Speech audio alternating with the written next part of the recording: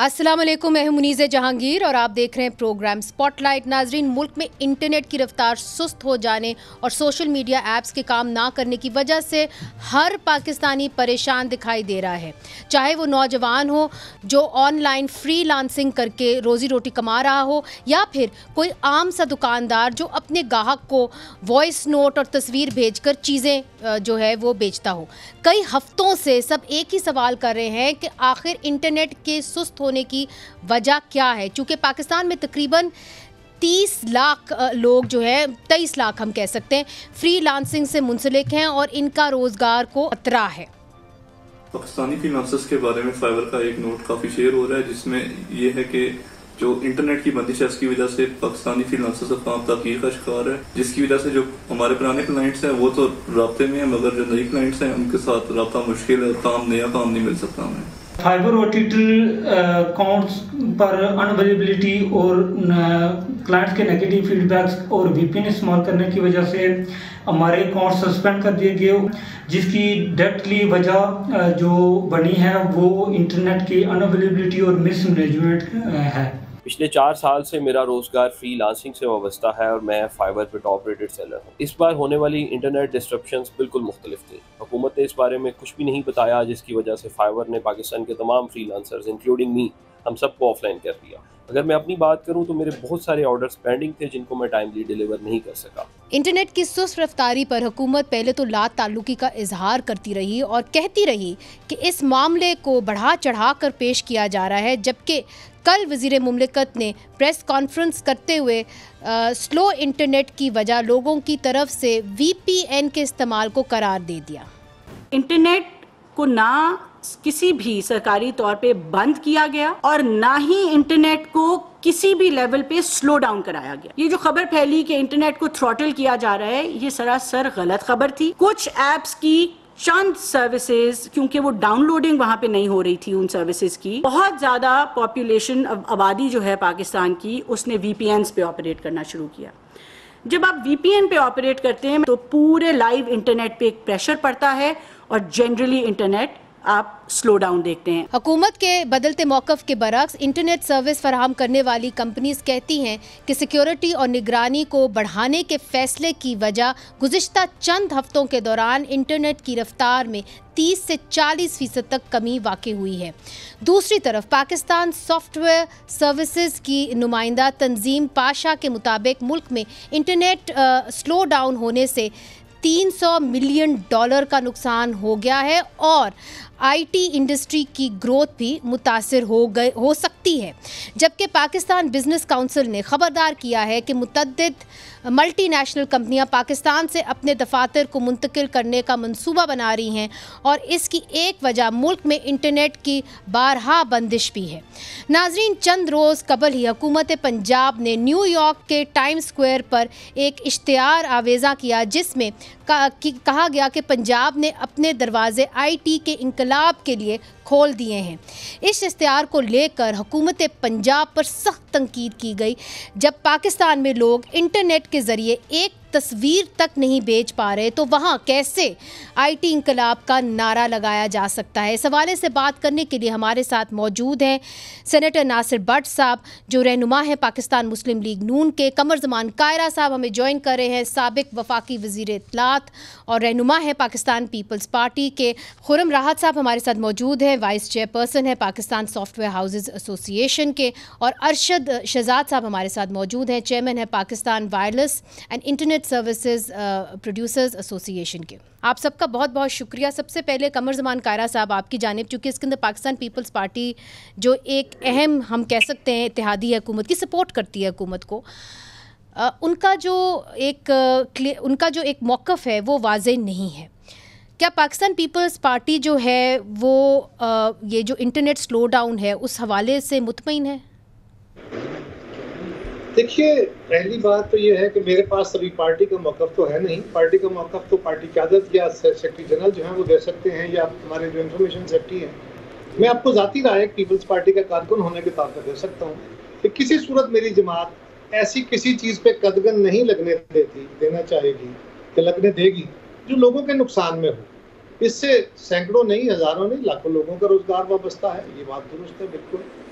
और ये भी है कि पाकिस्तान में माजी में भी कुछ सर्विसेज को स्लो किया गया, लेकिन उसमें इंटरनेट सर्विसेज स्लो नहीं हुई थी, वो टेलीफोन स्लो होते हैं या बंदिश की जाती है, मसलन मुहर्रम में या मखसूस कुछ 2 दिन होते हैं जहाँ एहतजाज के दिन होते हैं, तो कुछ एरियाज के अंदर उस सर्विस को महदूद कर दिया जाता है, लेकिन लैंडलाइन जो सर्विस है वो जारी रहती है, वो बंद नहीं होती। इस वक्त जो सूरत हाल है बिलाशुबा सबके लिए परेशान कुन है, जिन लोगों का इंटरनेशनल क्लाइंटेज है, और इंटरनेशनल क्लाइंट बड़ा सेंसिटिव होता है, अगर उसको यहाँ से अनइंटरप्टेड सर्विस नहीं मिलेगी तो वो कहीं और चला जाएगा। ये बात तो दुरुस्त है उनकी, और उनका नुकसान हो रहा है। हुकूमत को चाहिए और आइंदा भी चाहिए, आप जब स्विच कर रहे होते हैं, मसलन अगर फर्ज करो आप मुझसे पूछे कि क्या फिल्टर लगने चाहिए, तो मैं इसका मुखालिफ नहीं हूँ। हाँ, इसलिए कि दुनिया भर में वो ममालिक जिन्होंने ये टेक्नोलॉजीज ईजाद की हैं या जो हमसे ज्यादा इंसानी हकूक के और इंसानी आज़ादियों के ख़्वाह हैं और जहाँ प्रैक्टिस है वहाँ पर भी केस फिल्टर्स मौजूद है, इसलिए कि इसको लामहदूद नहीं किया जा सकता। मगर इस वक्त जो सिचुएशन है उसके अंदर कमर जमान कायरा साहब जो एक सीनियर लीडर हैं, वो पीपल्स पार्टी को क्या तजवीज़ देंगे? एक मिनट ठहर दे, मैं बात करता हूँ। सवाल ये है कि उसको स्विच ओवर करने में, टेक्नोलॉजी के स्विच ओवर में या किसी नई चीज के इंस्टॉलेशन में ये सिस्टम एब्सोल्यूट स्मूथ अगर ना भी हो तो मैक्सिमम लेवल पे ये स्मूथ ट्रांजिशन होनी चाहिए ताकि बिजनेस इससे हर्ट ना हो। हर्ट हुए हैं, लेकिन ये याद रखिए कि समुंदर के अंदर जो इंटरनेट केबल बिछी हुई है फाइबर ऑप्टिक की, वो कई दफा पिछले कई सालों में 4-5 दफा वो डैमेज हुई है, जिससे इंटरनेट सर्विसेज स्लो हुई 4-5 दिन, फिर उसका जाके फॉल्ट लोकेट हुआ क्योंकि वो समुद्र की तह में होती है, तो उसको ठीक किया गया। ये जरा लंबा हुआ है और अब सर्विसेज बहाल होना या शायद हो रही हैं, लेकिन मैं बिल्कुल इस वक्त मैं सर्विस प्रोवाइडर्स के साथ हूँ। अच्छा। लेकिन कि उनका नुकसान हुआ है, गवर्नमेंट को इस पे बहुत एहतियात की जरूरत थी और करनी चाहिए। एक गुजारिश और भी करता चलूं आपके इस प्रोग्राम में ही जी, कि इस वक्त मुल्क में जब इंटरनेट सर्विसेज बिल्कुल ठीक थी जी, जो हमारे टेलीफोन फराहम करने वाली कंपनियां हैं, टेलीफोन के कनेक्शन दिए हुए हैं, वो बहुत बड़ा जुल्म है, लोगों के साथ ज्यादती है। एक आपका भी एक्सपीरियंस होगा, सारे दुनिया का एक्सपीरियंस है, एक फोन कॉल करते हैं दूसरे मिनट में वो कट जाती है, फिर दूसरी कॉल आती है, कभी आवाज ब्लर हो जाती है, कभी आवाज बैठ जाती है। वो तो एक और इशू है। नहीं, और इशू नहीं है, इसके साथ लिंक्ड है। अच्छा, वो भी तो प्रोवाइडर है ना, सर्विस प्रोवाइडर है, उन्होंने भी यानी कनेक्शन ज्यादा दे रखे हैं और कनेक्टिविटी उतनी है नहीं। चले, मगर जो आपने अहम बात की है कमर जमान कायरा साहब, आपने ये कहा है कि मैं सर्विस प्रोवाइडर्स के साथ हूँ। अरशद शहजाद साहब, आप चेयरमैन हैं Pakistan wireless and internet services जो है प्रोवाइडर्स के। मुझे ये बताइए कि हुकूमत का ये मौक़िफ़ है कि क्योंकि हमने VPNs ऑन की हुई हैं इसीलिए इंटरनेट जो है वो स्लो हो गया, क्या ये दुरुस्त मौक़िफ़ है?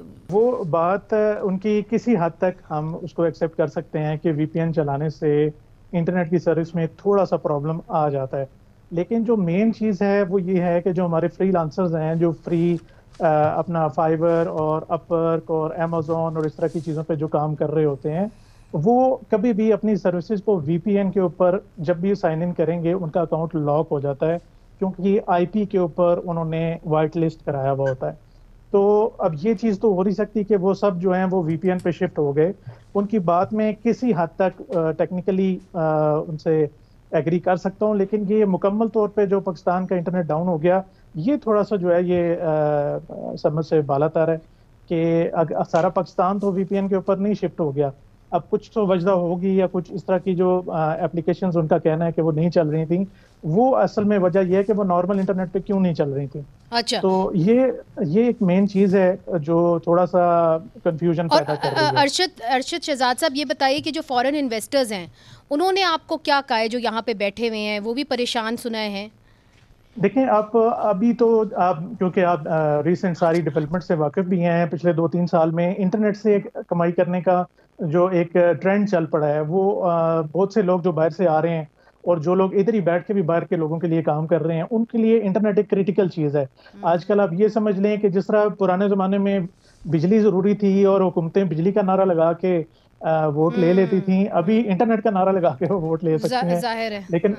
लेकिन मसला ये है कि इंटरनेट जो है वो प्रॉपर चाहिए। अगर हमने इंटरनेशनल कहीं भी कम्पीट करना है तो उसके लिए हमारा इंटरनेट सही होना जरूरी है। अभी ये सूरत हाल है कि जो कॉल सेंटर्स थे जो जिनका डायरेक्ट इंटरनेट होता है, एक वो जिस तरह मिनिस्टर साहिबा ने कहा कि वो सीडीएन होता है और सीडीएन से आपको फर्दर ट्रैफिक मिल रही होती है, तो कॉल सेंटर्स जो हैं वो सीडीएन को बाईपास करके चल रहे होते हैं। उसके अलावा आपकी जो वीडियो की सर्विसेज होती हैं वो सीडीएन को बाईपास करके चल रही होती हैं, और फ्रीलांसिंग के जितने नेटवर्क हैं वो सारे सीडीएन के अलावा चल रहे होते हैं। अब वो तो पहले ही वो सीडीएन के बगैर चल रहे थे, तो अब वो उनको ज़ाहिर प्रॉब्लम आना शुरू हो गई। और ज़्यादातर तो वो ये कह रहे हैं कि हमारा अगर हज़ारों डॉलर का जो एक क्लाइंट है, वो एक क्लाइंट भी अगर हमारा ड्रॉप हो जाता है तो वो फिर हमें उसका फायदा तो नहीं है, उससे तो बेहतर यही है कि हम कहीं किसी और मुल्क में शिफ्ट कर लें। जी, और ये भी कहा जा रहा है कि जी इन्वेस्टर कॉन्फिडेंस जो है वो ख़त्म हुआ है। सेनेटर नासिर भट्ट साहब, आपकी हुकूमत क्या कर रही है? कोई फायर वॉल आप जो है वो लगा रहे हैं जिसकी वजह से ये इंटरनेट स्लो डाउन हो रहा है? मसला क्या है? बिस्मिल्लाहिर्रहमानिर्रहीम। देखिए, आईटी के मुतालिक मैं इतना जानता तो नहीं, लेकिन जो हालात चल रहे हैं, मैं बाहर भी रहा हूँ, तो वहाँ भी कभी इंटरनेट का प्रॉब्लम आ जाता है। लेकिन आजकल जिस तरह सोशल मीडिया क्या, अब तो हर बंदा डिपेंड करता है कि इंटरनेट ठीक होगा, चलेगा तो काम चलेगा, बिजनेस होगा।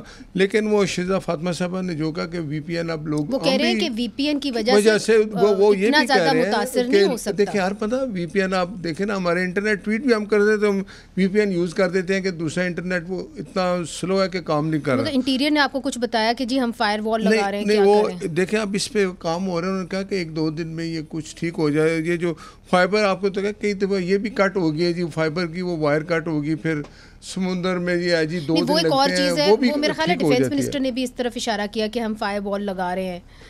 तो हो सकता है कि नहीं, अगर वो मिनिस्टर साहब ने कहा तो वो ज़रूर इस पे होगा, लेकिन थोड़ा सा पेशेंट होना चाहिए। आपको पता है कि तो मामला ठीक होगा, मामला इंशाल्लाह ठीक होगा, हम बेहतरी की तरफ जाएंगे। इंटरनेट 1-2 दिन और लगेंगे, ठीक हो जाएगा। जो कंपनियां आप कह रही हैं कि बाहर जाएंगी, ज़ाहिर है कंपनियां आती हैं, वो पूरा उनका बिजनेस है, वो सारा इन्हीं पे चल रहा है। मगर मैं इनसे पूछ लेती हूँ ना कि कितना नुकसान हुआ है। नासिर साहब, खुर्रम डार साहब, thank you for joining us. ये बताइए कि कितना नुकसान हुआ है? आप तो सॉफ्टवेयर कंपनीज को रिप्रेजेंट कर रहे हैं, कितना नुकसान हुआ है सॉफ्टवेयर कंपनीज का इस दौरान जब डिसरप्शंस हुई हैं?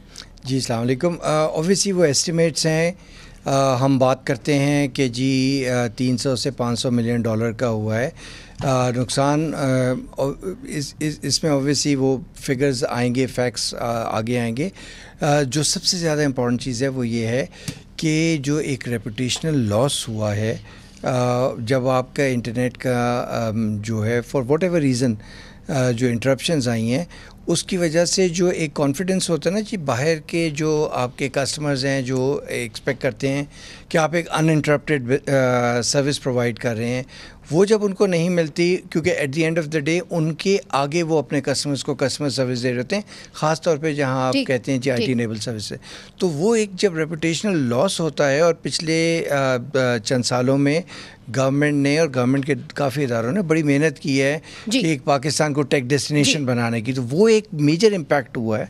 और उसके साथ साथ न सिर्फ ये आपकी एक्सपोर्ट की बिजनेस इम्पैक्ट हुई है, बट चूँकि जी ये इसमें मेजर तो एक्सपोर्ट्स की बिज़नेस का है।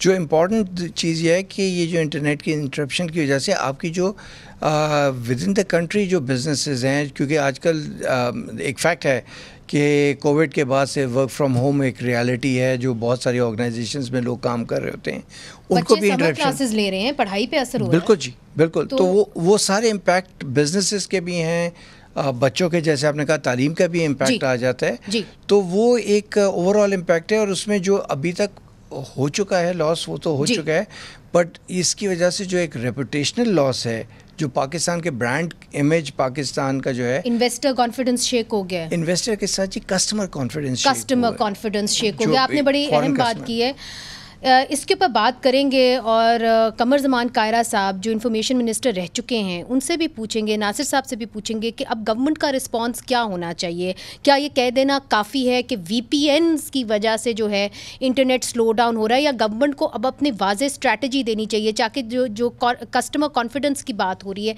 इन्वेस्टर कॉन्फिडेंस की शेक होने की बात हो रही है, उनको थोड़ा सा कॉन्फिडेंस फिर से मिले? वक्फे के बाद इस पर बात करेंगे।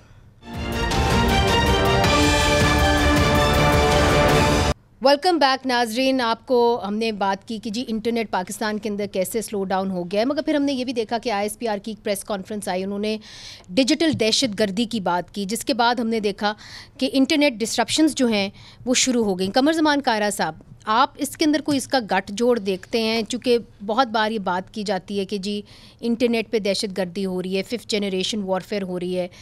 मेरा ख्याल है जब आप भी मिनिस्टर थे तो तब ये बातें होनी शुरू हो गई थी, मगर अब ये सिचुएशन आ गई है कि जो आम लोग हैं वो इससे तंग हैं, वो समझते हैं कि जी कस्टमर कॉन्फिडेंस शैटर हो गया। अब हुकूमत को क्या कॉन्फिडेंस देना चाहिए इन्वेस्टर्स को, और क्या उनकी एक लाए अमल उनका होना चाहिए? आप क्या एडवाइस करेंगे?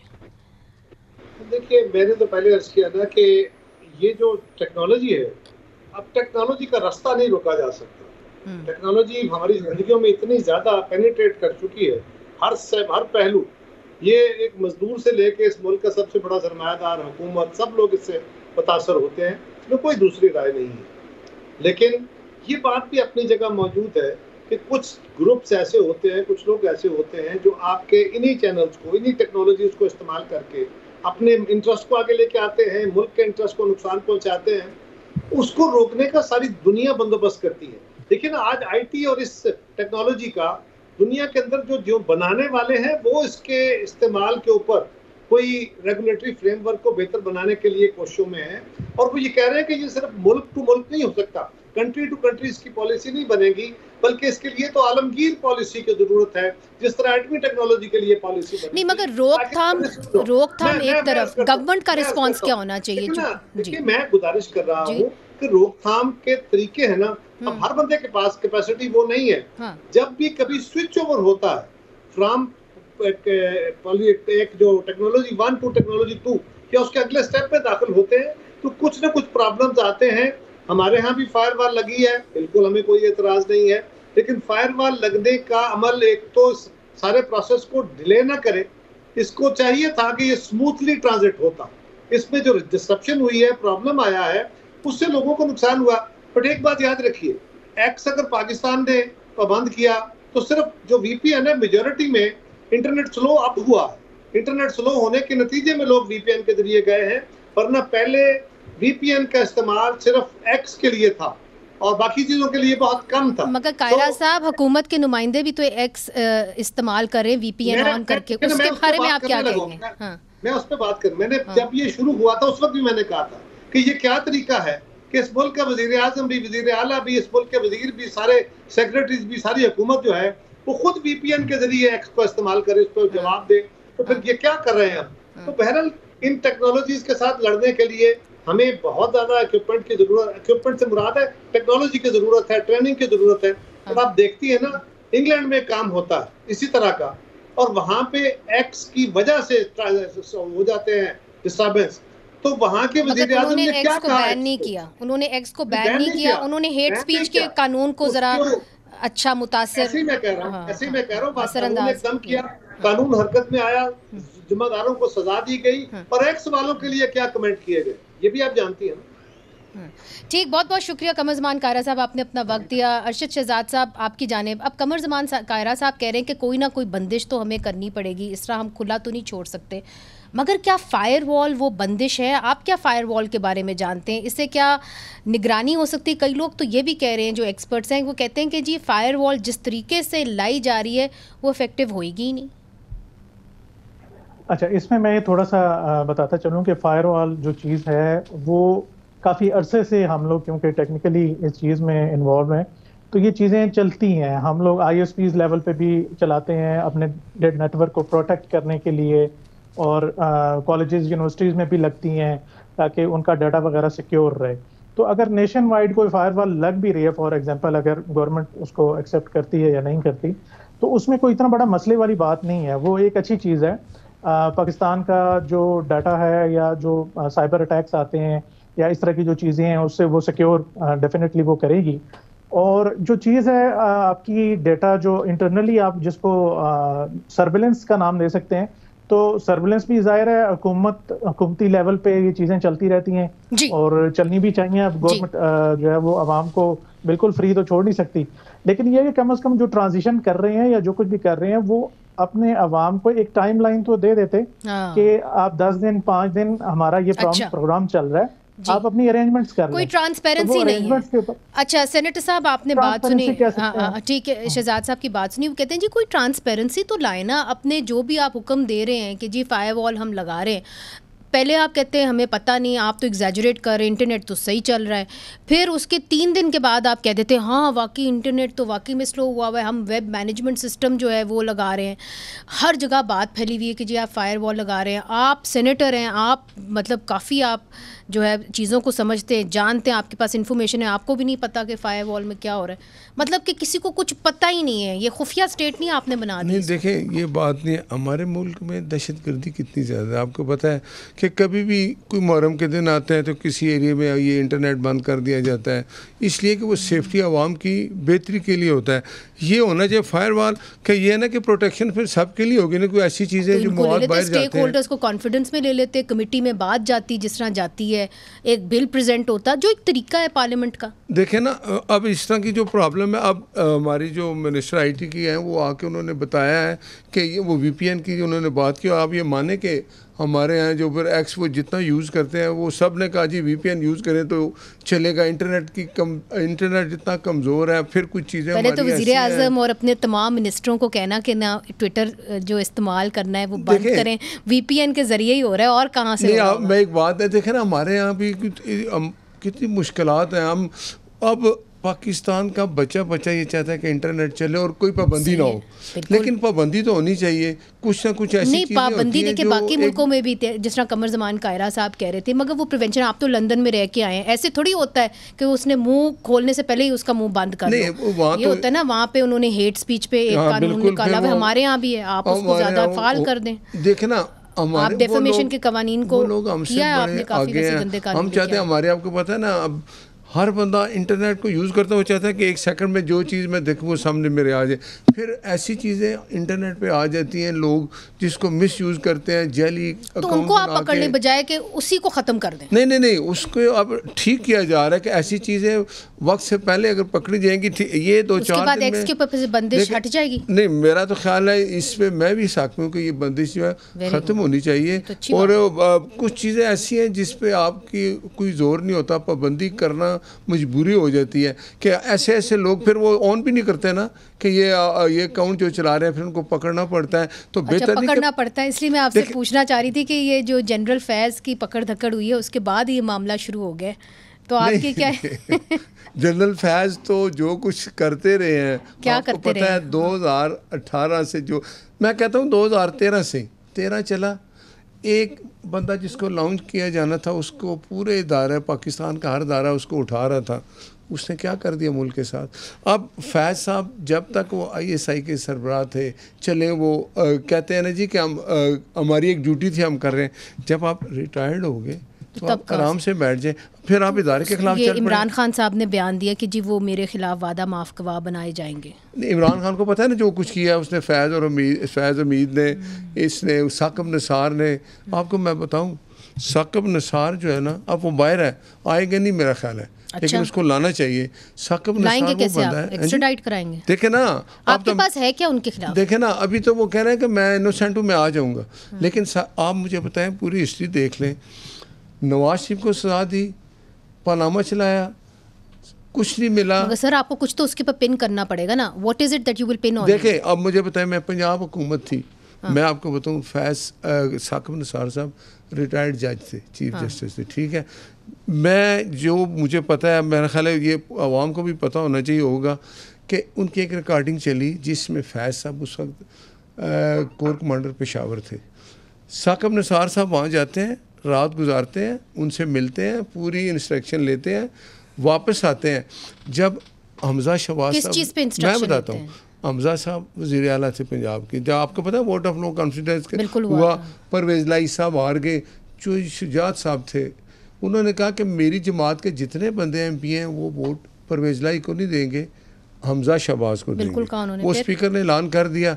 फिर क्या हुआ कि वो कोर्ट में गए तो जो है ना अपना बंदयाल साहब उन्होंने कोर्ट लगाई, उन्होंने कहा जी ये हुआ गलत हुआ है, क्यों कि जो शुजा साहब ने कहा है वो गलत है, हालांकि वो लीडर है। नहीं मगर फैसला तो बंदयाल साहब ने दिया। नहीं मैं बताऊँ, उन्होंने कहा जी जो मैं बताता हूँ, ये साकिब निसार साहब ही मैसेंजर बन गए। साकिब निसार साहब, बंदयाल, आसफ सईद खोसा, एक इजाजुल हसन थे जज साहब। ये क्राइम तो ना हुआ ना सर? ये क्राइम तो ना हुआ? ये देखे ना आप, कौन सा क्राइम है? देखें ये एक टोला बन गया ना। नहीं टोला तो बन गया मगर क्राइम। फैज साहब को क्यों पकड़ा है आपने? नहीं क्राइम कैसे हुआ सर? साकिब निसार साहब का क्राइम, ये क्राइम है। देखिए ना, आप मुझे बताएं, एक ऑडियो रिलीज हुई थी जिसमें वो कह रहे हैं, उनका बेटा कह रहा है किसी को, यार आपको मेरे वाले साहब ने टिकट ले दिया, 1 करोड़ रुपया जमा करा दे। ये एक चीफ जस्टिस पाकिस्तान, उसने क्या इंसाफ करना था नवाज शरीफ से? दोनों इमरान और नवाज शरीफ खड़े, किसके साथ इंसाफ किया? बेइंसाफी की। तो उनका जहन भी ऐसा ही था। अब साकिब निसार पकड़ा जाएगा, फैज साहब बताएंगे कि मैंने क्या क्या किया, और इमरान खान भी बीच में है।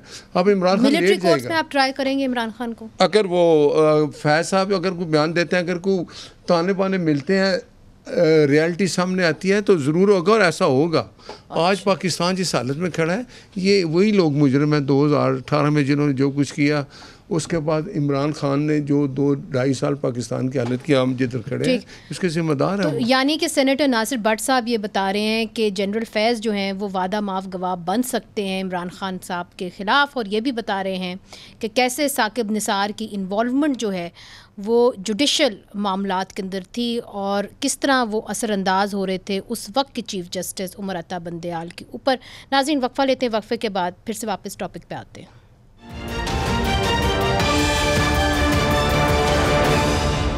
वेलकम बैक नाजरीन। हम इंटरनेट की बंदिश या जो स्लो रफ्तार है इंटरनेट की, उसके ऊपर बात कर रहे हैं।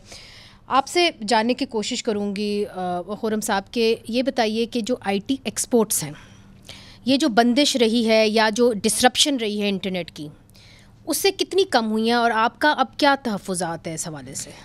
देखिए जी, जो कमी हुई है उसका तो हमें आई थिंक महीने के एंड तक जब एक्सपोर्ट की फिगर्स आएंगी तो अंदाज़ा होगा। अभी ये एस्टिमेट्स चल रहे हैं कि जी 300 मिलियन 400 मिलियन का इम्पैक्ट है, अल्लाह करे उससे कम हो। लेकिन जो चैलेंज है वो ये है कि जैसे मैंने पहले भी बात की थी कि जब भी कोई इस तरह की सेटबैक होती है तो वो एक जो कॉन्फिडेंस होता है, जो आपका बायर होता है या कस्टमर होता है, उसका कॉन्फिडेंस आपने बताया शेक हो जाता है। अच्छा, उसमें जैसे पहले बात हुई थी कि अगर आपको ख़ास तौर पे अगर कोई मसला है और उस मसले का आपको पता है कि जी ये मसला है जिसकी वजह से हुआ था, तो फिर लोग फिर भी समझ लेते हैं। जैसे कभी बात होती है कि जी सबमरीन केबल कट गई है या कुछ और इशू हो गया है, मगर इधर अभाम है। लेकिन जब अभाम होता है तो फिर लोगों को थोड़ा सा ये होता है कि जी if you don't know what's wrong, because if you know what's wrong and you're going to fix it, तो फिर लोगों को कॉन्फिडेंस होता है। मगर इधर हुकूमत सही बात नहीं कर रही ना, कभी कह रहे हैं वेब मैनेजमेंट सिस्टम, फायरवॉल हो सकती है। देखिए जी, फायरवॉल अगेन वही स्पेकुलेशन है, कोई कहते हैं वेब मैनेजमेंट सिस्टम है, कोई कहते हैं फायरवॉल है, कोई कहते हैं कुछ और है। हमारी सिर्फ ये रिक्वेस्ट है, 2 रिक्वेस्ट है मेरे ख्याल में। एक तो ये कि क्लैरिटी मिल जाए, ठीक है। आई थिंक जो अगर आप आईटी इंडस्ट्री को कहें या किसी को भी कहें, तो अगर कोई प्रोटेक्शन के लिए, मुल्क के लिए, नेशनल सिक्योरिटी के लिए कोई चीज़ है, ज़रूरी है, वो ज़रूर होनी चाहिए। बट उसके साथ आपको जो देखने वाली चीज़ है वो ये है कि जी उससे आपकी जो बिजनेसेस हैं, आपके जो रोज़मर्रा के कारोबार है, उसको इम्पैक्ट नहीं आना चाहिए।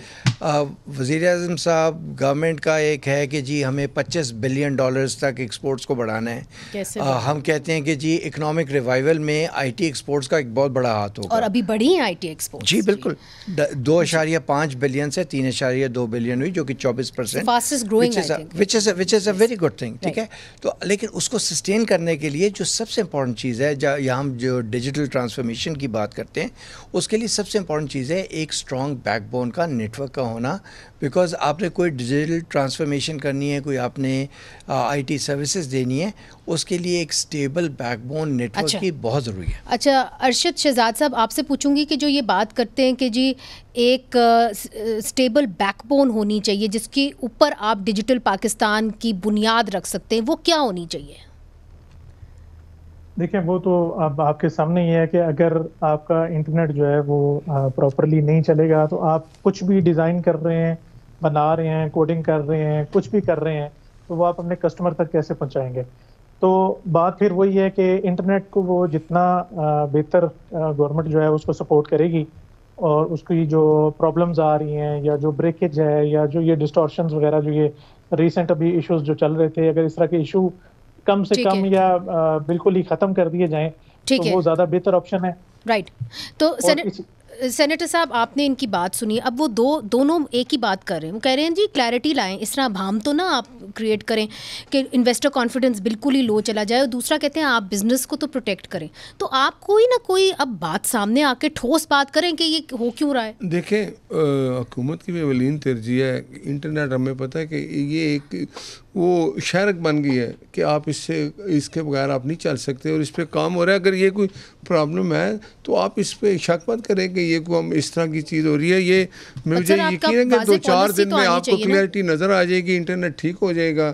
और बाकी कुछ जो है ना कहते हैं कि पाबंदियाँ, वो अब हमारा मुल्क है, इंटरनेट है, किसी जगह पे इंटरनेट स्लो कर दिया जाता है। क्यों कि फिर आपको पता है कि दहशत गर्दी के होते हैं लोग, इसको मिसयूज करते हैं। आप इस तरह की नीचे से निकला एहसान को तो आपने खुद ही तो देखे ना, कोई कमजोरियां थी उनको ठीक करें, लेकिन इंटरनेट चलना बहुत ज़रूरी है। मेरा ख्याल है कि आपकी अपनी पर्सनल राय यही है कि ये होगा, ये बड़ी जल्दी 1-2-4 दिन में ठीक हो जाएगा। तो इसके अंदर आपकी लीडरशिप भी जो है, मैं वो उन पे ज़्यादा कंसर्न है, नवाज शरीफ साहब, बिल्कुल उनको ज़्यादा कंसर्न है। आपको पता है कि वो इस चीज़ पे ज़्यादा जोर दे रहे हैं कि पाकिस्तान पे वो माशी हालात ठीक होने चाहिए। उसमें ये भी एक सबसे अहम चीज़ है। बहुत बहुत शुक्रिया ना साहब, आप हमारे प्रोग्राम में आए, आपका भी बहुत शुक्रिया। शहजाद साहब आपका भी शुक्रिया। कमर जमान कायरा साहब ने भी हमें ज्वाइन किया। तो नाजरीन, यहाँ पे जो हमारे एक्सपर्ट्स हैं वो ये कहते हैं कि अगर आपने इंटरनेट के हवाले से कोई पाबंदियाँ लगानी है या आपने कोई नेशनल सिक्योरिटी के नाम के ऊपर से कुछ कदगनें लगानी हैं, तो फिर आपको एक क्लियर पॉलिसी जो है वो अपनानी होगी और आपको बिजनेसेस को प्रोटेक्ट करना होगा। अगर आप लोगों को जो है उनसे चीज़ें छुपाएं या वाज़ेह पॉलिसी उनको ना बताएं, तो इससे इन्वेस्टर कॉन्फिडेंस और कंज्यूमर कॉन्फिडेंस जो है वो बिखरता है। मुनीज़ जहांगीर को आज के लिए इजाज़त दीजिए। खुदा हाफिज़।